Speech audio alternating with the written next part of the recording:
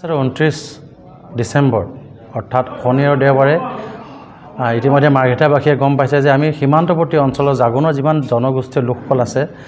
যিমান দল সংগঠন আছে সকলোৱে একত্ৰিত হৈ এবাৰ গোৰ্খাসকলৰ যি ফেষ্টিভেল বা যি উৎসৱ তিহাৰ বিদায় সমাৰোহ আমি উদযাপন কৰিছোঁ জাগোন খেলপথাৰত আৰু আমি সকলো আচলতে অসমবাসী ৰাইজক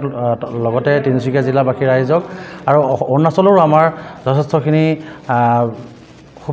আচলতে আমাৰ গোৰ্খা সম্প্ৰদায়ৰ লোকসকল আছে জনগোষ্ঠীৰ লোকসকল আছে সকলোৱে আমি তেখেতলোকক এই কাৰ্যসূচীৰ সাফল্যমণ্ডিত কৰিবৰ বাবে দুটা কাৰ্যসূচীতে আচলতে তেখেতলোকক অংশগ্ৰহণ কৰিবলৈ আমি অনুৰোধ জনাইছোঁ আৰু লগতে এই কাৰ্যসূচীত কোনো ব্যক্তি বিশেষৰ আচলতে কাৰ্যসূচী নহয় এই সকলো দল সংগঠন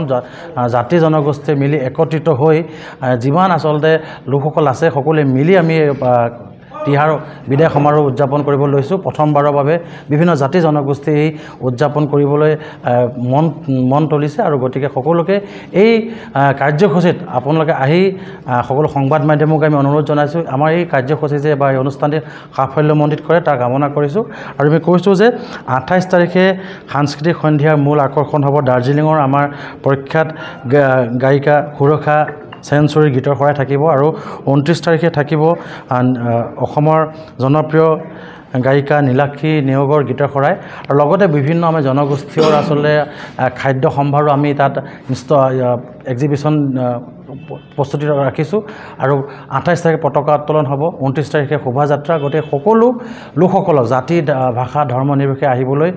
অনুৰোধ জনাইছোঁ আমাৰ প্ৰথমবাৰৰ বাবে আমি এই বিভিন্ন জাতি জনগোষ্ঠীৰ কাৰ্যসূচী আমি লৈছোঁ আৰু এটা কথা মই পুনৰবাৰ ক'ম যে এই যি কাৰ্যসূচী যি তিহাৰ বিদায় সমাৰোহ কোনো ব্যক্তি বিশেষৰ কাৰ্যসূচী নহয় সকলো জাতি জনগোষ্ঠীৰ প্ৰতিজন লোকৰ মিলি পেলাই তেখেতলোকৰ মিলি পেলাই আমি এই প্ৰগ্ৰামটো বা এই কাৰ্যসূচী ৰাখিছোঁ গতিকে 28 আৰু 29 ডিচেম্বৰ 2024 তাৰিখে অৰ্থাৎ শনি আৰু দেওবাৰে সকলো মাৰ্ঘেটাবাসী ৰাইজক তিনিচুকীয়া জিলাবাসী ৰাইজক আমি জাগোনৰ খেলপথাৰত এই উক্ত কাৰ্যসূচীত অংশগ্ৰহণ কৰিবলৈ আৰু ইয়াৰ যি গীতৰ শৰাই সাংস্কৃতিক কাৰ্যালয়সমূহ উপভোগ কৰিবলৈ অনুৰোধ জনাইছোঁ।